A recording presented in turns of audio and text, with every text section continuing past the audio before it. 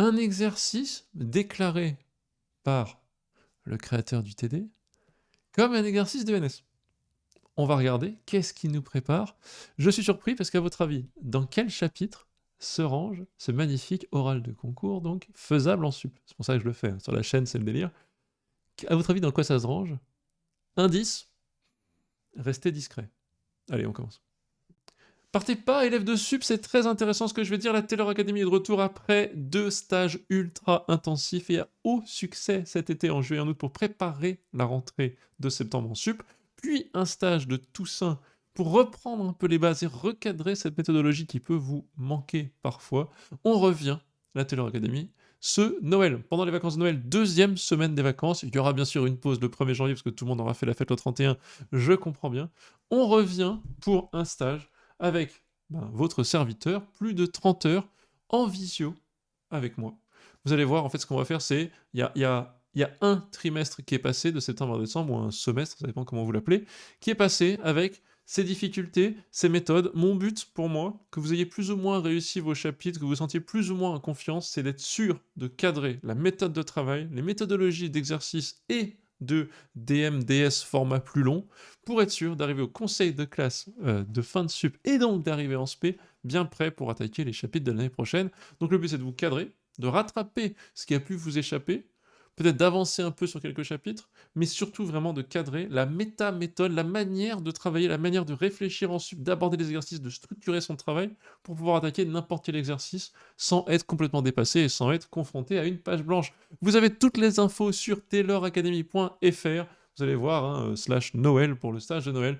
Il y a beaucoup de détails. Vous pouvez vous inscrire. Alors, comme par habitude, comme d'habitude, on a une limite à environ 15 élèves. Hein. Je pense que 15-16 élèves, c'est le maximum. N'hésitez pas à vous inscrire au plus vite. C'est pour la période de Noël. Donc, encore une fois, les dates sont écrites ici entre le 30 décembre et le 4 janvier. On fait bien sûr une pause le jeudi 1er, je l'ai déjà dit. Je vous retrouve. Allez, je vous laisse pour la suite de la vidéo. C'est évidemment un exercice sur les suites. Mais pas du tout. C'est une équation fonctionnelle. Cherchez les fonctions de R plus étoile dans R plus étoile, vérifiant, chiant déjà, f de x est égal 6x moins f de x. Là, on se dit, ok, mon coco, c'est gentil. Qu'est-ce que je fais avec ça? Allez, je tente un truc, à coup sûr, ax plus b, ça marche. Franchement, avec l'expérience que vous devez avoir sur les... Comment on appelle ça? Sur les équations fonctionnelles, on se dit, souvent, les solutions des équations fonctionnelles, à part s'il y a un petit log qui se cache, c'est souvent des fonctions affines. Tentons, juste pour le principe, c'est recherche au début. Voilà, hein, tentative d'exploration. Tentons f de x égale ax plus b. Hein, je pose a, b, des réels, bon, vous avez compris. Ax plus b.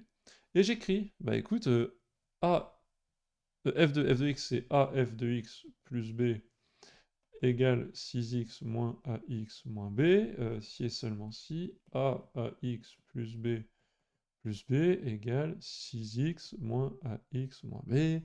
Si et seulement si, alors on va y aller, tous les termes en x a carré plus a moins 6, yes, ça a l'air bien, x plus, donc c'est quel que soit x, bien sûr, quel que soit x, plus ab plus b, donc plus a plus 2b égale 0, je ne me suis pas trompé. AB, une constante, plus B, AB, plus B. Oui, c'est bon. Hop, ok. Si et seulement si, vu que c'est quel que soit x, on est en train d'identifier deux fonctions affines, la fonction affine qui est ici et la fonction nulle. Écoutez, ça donne a carré plus a moins 6 égale 0 et a plus 2, b égale 0. Si et seulement si, bon celui-là on le connaît, hein. Y a quoi comme racine évidente là-dedans?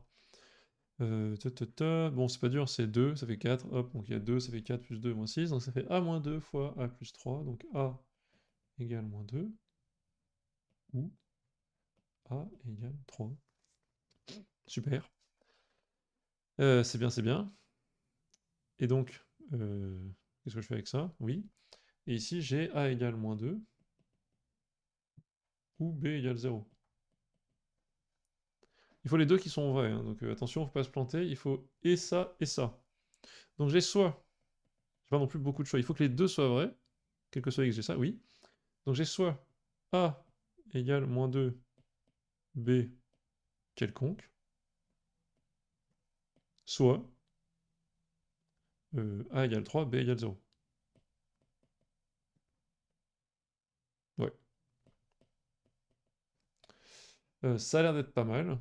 Et si je fais ça, bah écoutez, ça me donne quoi? Moins 2x plus b. Alors là, j'ai un souci juste de déterminer les fonctions de R plus étoile dans R plus étoile. Ouh là là. Alors, moins 2x plus b, c'est compliqué. Elle n'arrive pas du tout dans R plus étoile, parce que c'est moins 2x, donc même si b est très élevé, bon, ça part en sucette. Il y aura tout de suite des valeurs négatives associées bah, quand je prends toutes les images des R plus étoiles, j'arrive pas dans R plus étoile du tout. Donc non, en fait, je peux les virer celles-là. Donc il m'en reste plus qu'une. Sur R+, j'ai bien f de x égale 3x. Génial. F de x égale 3x, ça a l'air d'être la solution, si je ne me trompe pas, hein. Voilà, bah, corrigez-moi si j'ai fait une faute, hein, ça peut arriver, vraiment, je m'en remets pas, ça arrive tout le temps. Parce que je crois que je me suis trompé, c'est A égale 2 ou moins 3, oh là là là là, n'importe quoi, du grand n'importe quoi, j'ai fait une faute en effet, j'ai senti que c'était pas ouf ce que je faisais. Et ben voilà, A égale 2 ou moins 3, et donc le moins 2 n'existe même pas, mais qu'est-ce que je raconte, regardez-moi ça, hop. Donc c'est A égale 2 ou A égale moins 2, qu'est-ce que je raconte? Oui, A égale moins 2, c'est bon. Si et seulement si, moi soit A vaut 2, ok, ça marche. J'ai vraiment fait n'importe quoi tout à l'heure. Oui, c'est ça, c'était 9. Oui, j'ai fait n'importe quoi. Donc là, c'est bon, c'est 2. Si A vaut 2, B vaut 0. Voilà. Là, on est bien. Si A vaut moins 3, bah, B vaut 0 aussi, hein, en fait. Et si A vaut moins 3, pas le choix, B égale 0. Donc moins 3x, alors là, c'est encore plus foutu. C'est mort, elle compte pas. Donc en fait, on trouve une solution qui est 2x. Voilà. Hein, les exos, je les vois, mais je les fais pas par cœur non plus. Donc voilà, on trouve une solution unique de cette forme-là. Ça, c'est un début où vous pouvez faire quelque chose. Moi, je conseille toujours de faire ça, hein, voilà, ça prend 5 minutes, vous avez votre début d'oral, c'est très bien. C'est bien, ils vont dire, bah ok, vous êtes gentil, mais maintenant, comment on montre qu'il n'y a que ça comme solution? C'est cool que dans cette famille de solutions des AX plus B, vous avez trouvé qu'il n'y en ait qu'une. Qu'est-ce qu'on fait? Alors là, bien évidemment, c'est un exercice sur les suites, pourquoi? En fait, il faut que vous ayez rencontré des exos, c'est pas évident, mais des équations fonctionnelles, justement, où on se rend compte, par exemple, que f de x puissance 2 égale f de x. Et souvent, on va jouer ensuite sur le fait que ça fait que c'est aussi égal à f de x puissance 1,5, égale f de x puissance 1 sur 2 puissance 2, etc. Et on fait un peu une espèce de suite d'éléments. Si vous voulez, on dit que ok, j'ai un genre de u0 ici, et je vais pouvoir construire en fait des trucs. Je vais pouvoir construire une espèce de suite dedans, de suite de termes, si vous voulez, de x puissance 1 sur 2 puissance n, et m'en sortir. Même si c'est pas exactement ça qu'on va utiliser, mais peut-être avoir cette idée-là. Et là, l'idée, c'est de se dire, attends, mais si j'ai une suite, en fait, là, je vais avoir du... Ça, potentiellement, ça peut être du UN plus 1, et ça pourrait être du N plus 2. Donc en fait, l'astuce, c'est de dire, attends, mais si je prends une suite qui... On va prendre un X positif quelconque, on repart, donc ça, c'était les intuitions du début. Si je prends un X positif quelconque, hop, voilà. Et moi, je pose quoi? Je pose soit une suite U0 égale X, et UN plus 1 égale F de X. N'importe quoi. F de UN. Comment s'écrit ma relation là-haut? Mais attendez, si je mets la relation là-bas en UN, c'est génial. J'écris F de UN égale UN moins, c'est quoi déjà? Non, 6 UN, pardon, moins F de UN. Donc moi j'ai cette suite-là, il n'y a pas de souci. Et donc dans cette relation, ça se traduit quand? Bah ok, ça devient UN plus 2 égale 6 UN moins UN plus 1. Excellent! Et ça, moi je connais, c'est super facile. Là, on déroule un tapis. On déroule le tapis de la méthode résolution d'une suite récurrente d'ordre 2. Donc, quel est le polynôme associé? Ah, mais c'est le même polynôme que tout à l'heure, on n'a pas fait le travail pour rien. C'est encore x carré plus x moins 6. Pourquoi? Bah, on prend le polynôme caractéristique, si vous voulez d'où ça vient, si on accepte que les solutions sont que des suites géométriques, ça peut se démontrer avec un peu d'algèbre. Mais voilà, donc ça, c'est du... donc on a du x carré.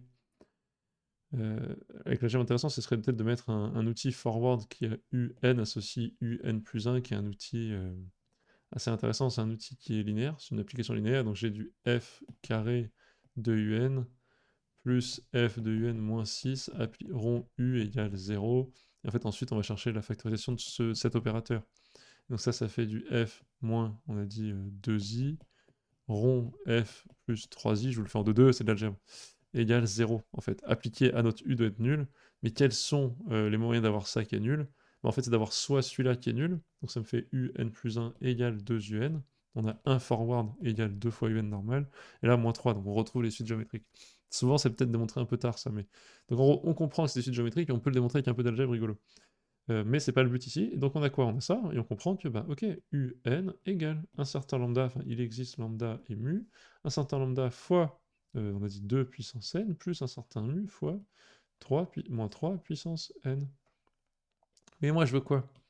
Moi, j'ai dit que x, 1, récurrence triviale, récurrence trivialissime, si x positif strict, forcément, bah, quel que soit un, en fait, donc f va de R plus étoile dans R plus étoile, j'ai toujours un positif strict. Voilà. Donc qu'est-ce que c'est que ce machin? Moi j'ai du moins 3 puissance n, ça va déconner, c'est pas possible. C'est sûr que ça va déconner un peu trop. Je vois que les u puissance, je sais pas moi, 2n plus 1, vont avoir tendance à partir en sucette. J'ai u 2n plus 1, enfin u impair si vous voulez, u 2n plus 1 égale lambda 2n plus 1 moins mu 3 puissance 2n plus 1. Bon, c'est le 3 puissance 2n plus 1 qui domine, par rapport au 2, suite factorisée, et donc ça tend vers moins l'infini, c'est pas possible. Moi je veux que les u soient, enfin, je veux que les u soient complètement positifs tout le temps, donc ça dégage, mu égale 0. Hop, juste à cause de cette condition de positivité. Bah super, donc moi j'ai, quel que soit n, un égale lambda fois 2 puissance n. Vous allez me dire, t'es gentil avec ta suite récurrente, qu'est-ce qu'on fait avec ça? On fait une suite récurrente, nous on veut résoudre pour une fonction. Mais en fait, pour une fonction, c'est pas si compliqué. Pourquoi? U0 c'est quoi? U0 égale x. On a dit ça depuis tout à l'heure, on a posé un x quelconque. Vous savez, le x il est fixé comme une constante ici. Donc je raisonne, oula, exercice surprise, je raisonne à x constant et je trouve lambda fois 2 puissance 0 égale lambda. Génial. Comment je trouve f de x? Et là, je sais qu'on peut faire bugger les élèves avec ça. Comment je trouve f maintenant? Il faut comprendre que si x est fixé comme un réel, f de x c'est aussi juste un réel. Enfin, c'est-à-dire c'est juste un espèce de paramètre maintenant de mon point de vue de suite. En fait, je m'en fous de tous les n, de tous les un. Ce qui compte pour moi, c'est f de x qui est une constante, et que je peux faire apparaître facilement. U1, c'est f de U0. C'est f de x. Mais génial. En fait, j'ai pas besoin de tous les n, moi, j'ai besoin que de n égale 1. Lambda fois 2 puissance 1 égale 2 fois lambda égale 2x. Oh, génial. J'ai montré que f de x égale 2x.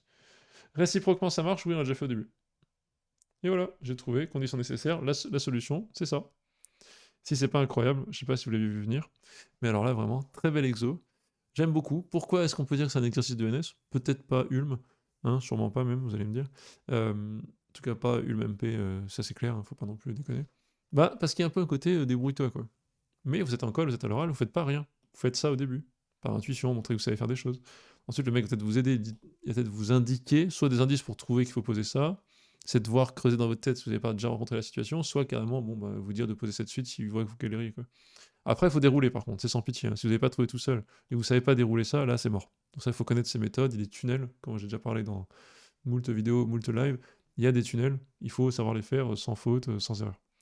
Voilà, très bel exo, très content de vous la représenter, j'espère qu'il vous a plu. Commentez s'il y a des soucis ou des manières plus rapides de faire, et je vous dis à la prochaine. Et bonne fête, je crois qu'on est encore en plein dans les vacances de Noël, donc peut-être Noël est passé, je pense, quand ça sort cette vidéo, et bonne année, si vous regardez ça juste avant le Nouvel An. Allez, à toutes.